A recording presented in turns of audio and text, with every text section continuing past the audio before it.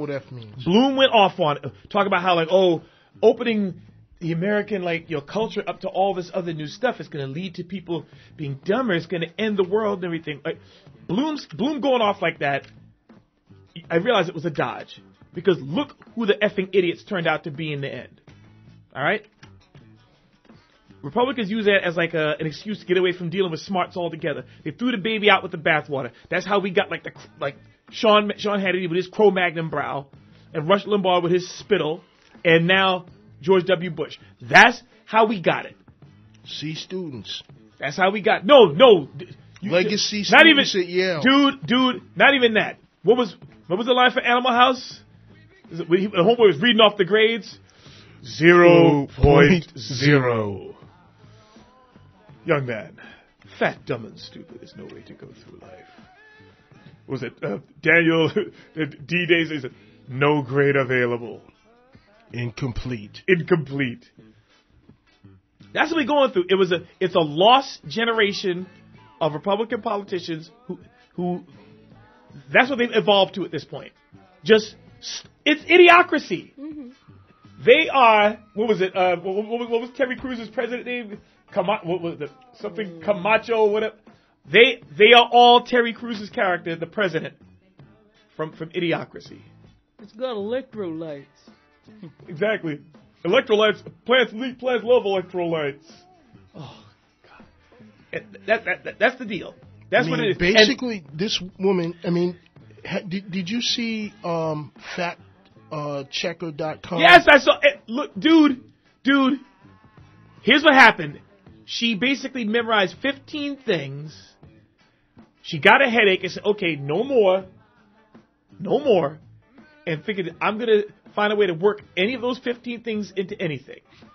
If they'd have said, Ms. Palin, your husband was just like knifed in the back, then she'd have like, well, that's terrible, but what about energy policy? That's what we'd have gone. Hillary Clinton, I would not blame Hillary Clinton if during that debate last night she got up and pulled like an Elvis, a Kurt Russell Elvis Presley, and shot the TV, and then put a foot in it, and then dropped a bowling ball in it and pushed it out the window, because that was one of the most insulting things. I mean, for this person to say like, Hillary, or she's those 18 million cracks in the glass ceiling and I broke through. No, you got the blowtorch and you're sealing the cracks. You know what you are? You are Rosie Ruiz at the freaking marathon. Somebody else ran the 26 miles, and then basically at the 0.5 mark, you ran in off the side and elbowed them off with your little thing around your head talking about, I won. You didn't do jack. It is the most insulting thing. I want Hillary Clinton and Sarah Palin I want them in a back alley. I want them in a back alley somewhere. I want them in a ladies' room at some place in Washington D.C. And I know what's going to happen. It's going to be off come the shoes for Hillary, grease up the face, out come the earrings, and it's going to be on like Donkey Kong. It's going to be a beatdown. No guns though, right? No, it's going to be a straight beatdown because no, I'm sorry. And it has to be a beatdown. No respect. I'm just saying, just to kind of wrap this up, we need to reclaim the dumb card. We need to be able to use the dumb card. We need to be able to say stupid people are stupid people. Yeah, and not, I mean, and not get wrapped up. We should not be cowed by who we are. Dumb, just not stupid, ignorant. There are genuinely stupid people who I feel bad for. A stupid person is capable of learning. An ignorant person does not wish to learn. Ignore. Where does oblivious fit in that? Well, oblivious can also, you can sort of like almost put a slash with that, and myopic. Oblivious means to a certain degree, I have not seen / I do not care. Mm-hmm. But that doesn't mean that one does not know. Exactly. Mm-hmm. It's like that's like a person, like an earthquake happening around them. Everything is shaking. They've fallen on their ass, but they refuse to acknowledge the earthquake happening. No. See, there's a difference. See, being oblivious having dealt with so many oblivious people in my life, the earthquake is going on. They understand that the earthquake is going on.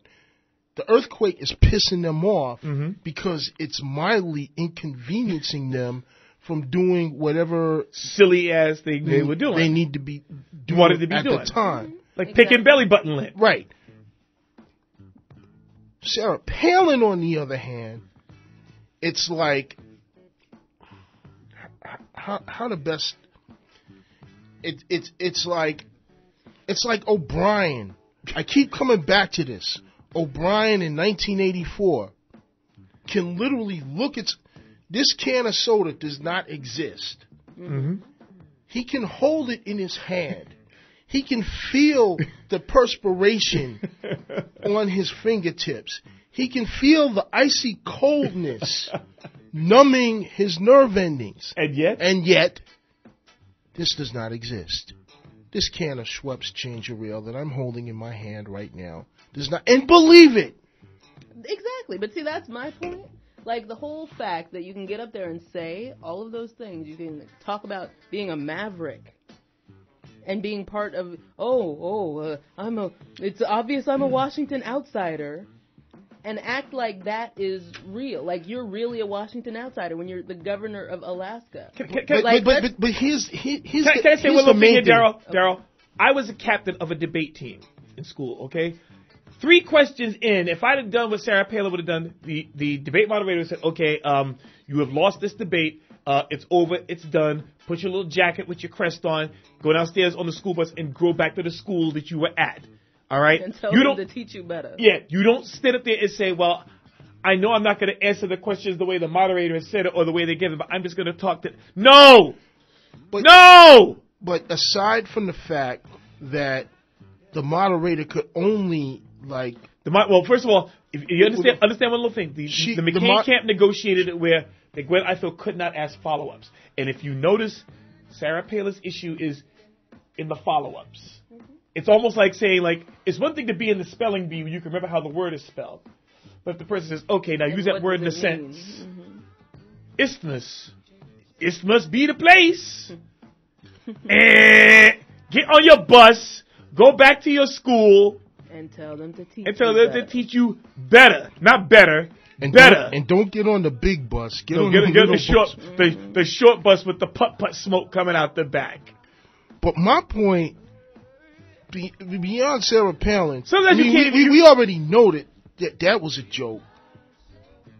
What, like, blew my synapses was the fact that Republicans had the audacity to stand up there like this was Lincoln Douglas. Dude, this wasn't even this wasn't even Lincoln Hayes from the Mod Squad, okay? Solid. Yeah, exactly. I mean, like, I'm picking up newspapers. I'm reading reaction to this.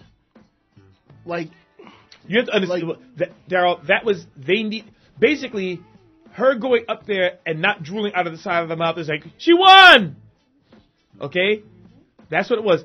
It is what's the classic phrase for it? The soft bigotry of low expectations. Mm-hmm.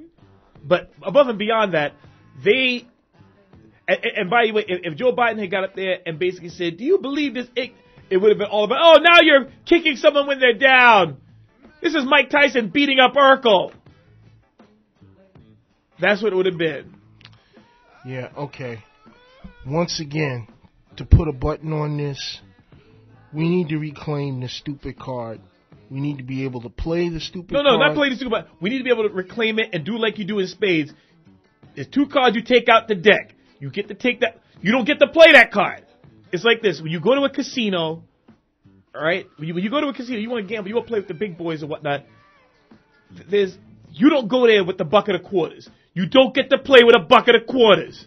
If you want to get in there and do the real thing and be for real about it, you got to bring the money. If you don't bring the money, you don't go into the big room. There is a minimum on the table. There is a minimum on the table. Exactly. You don't empty out your bucket of quarters and talk about, like, yeah, I'm playing blackjack. Deal me. No. The nickel slots. That's where you sit with your red cup.